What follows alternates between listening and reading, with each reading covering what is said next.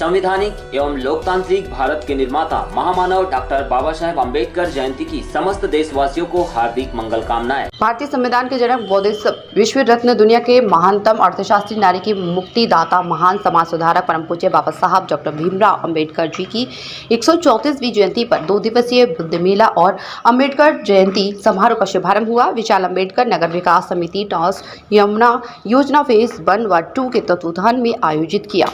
मुख्य अतिथि पूर्व IPS डॉक्टर BP अशोक ने बाबा साहब डॉक्टर भीमराव अम्बेडकर की प्रतिमा पर माल्यार्पण किया। मंच पर बच्चों ने यथागत बुद्ध और बाबा साहब के गीतों पर प्रस्तुति दी और शिक्षित बनों का संदेश दिया। डॉक्टर BP अशोक ने कहा कि यह देश बाबा साहब के बनाए संविधान पर ही चल रहा है, जिसमें सब कुछ तथात्मक संविधान का ही अनुसरण बेहतर है। और मैं विशाल अम्बेडकर नगर विकास समिति, जिसके तत्वाधान में बाबा साहब डॉक्टर भीमराव अम्बेडकर के 134वें जन्मोत्सव पर 2 दिवसीय कार्यक्रम आज आयोजित किया जा रहा है।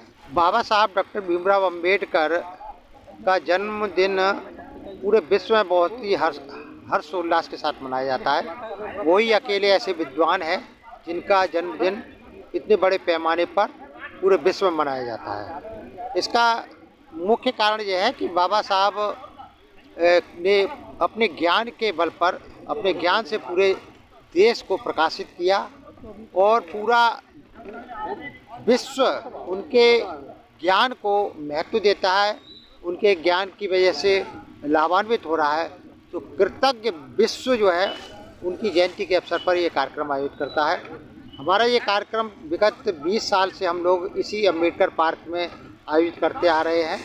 आज का ये कार्यक्रम मुख्य रूप से समाज के जो इंटेलेक्चुअल लोग हैं उनके समक्ष अपने अपने विचार व्यक्त करने का उनका मौका दिया गया है। और कल हमारा जो कार्यक्रम होगा, एक सांस्कृतिक कार्यक्रम होगा, जिसमें निशाबौद्ध भरतपुर से जो मिशनरी गायिका हैं उनकी टीम आके अपना प्रस्तुति देगी। साथ ही समाज के जो प्रतिभाशाली बच्चे हैं जिन्होंने अपनी 10th क्लास और उससे ऊपर के जो बोर्ड के एग्ज़ाम फर्स्ट क्लास में पास किए, उनको सम्मानित किया जाएगा। आज हम लोगों ने कुछ सीनियर जो साथी थे, सीनियर सिटीजन, उनको सम्मानित किया। कल भी कुछ लोगों को, सीनियर सिटीजन को सम्मानित किया जाएगा। तो ये 2 दिन का कार्यक्रम है। हम लगभग 20 वर्ष से इस पार्क में निरंतर कर रहे हैं और हम प्रयास करते हैं कि इस कार्यक्रम के माध्यम से परम पूज्य बाबा साहब डॉक्टर भीमराव अम्बेडकर के विचारों को, उनके जीवन संघर्ष को जन जन तक पहुंचाया जाए, ताकि जो है लोग उनके विचारों से लाभान्वित हो सकें और उनकी जो शिक्षा है उन पर चलकर अपने जीवन को श्रेष्ठ बना सकें। ये अम्बेडकर जयंती के अवसर पर पूरे देश के लोगों को और ख़ास तौर से आगरा वासियों को बहुत बहुत बधाई हो। ऐसे में काफ़ी लोगों से चर्चा हुई यहाँ पर और लोगों के अंदर काफ़ी एक भ्रम बना हुआ है कि उनका आखिर लोकतंत्र में क्या होगा। तो उसमें मेरे द्वारा यही बताया गया कि लोकतंत्र बिल्कुल सफल होगा और सफल है इस देश के अंदर। अगर कोई कमी होती भी है तो वो कमी नागरिक के स्तर पर होती है और वही कमी निकल करके ऊपर आती है।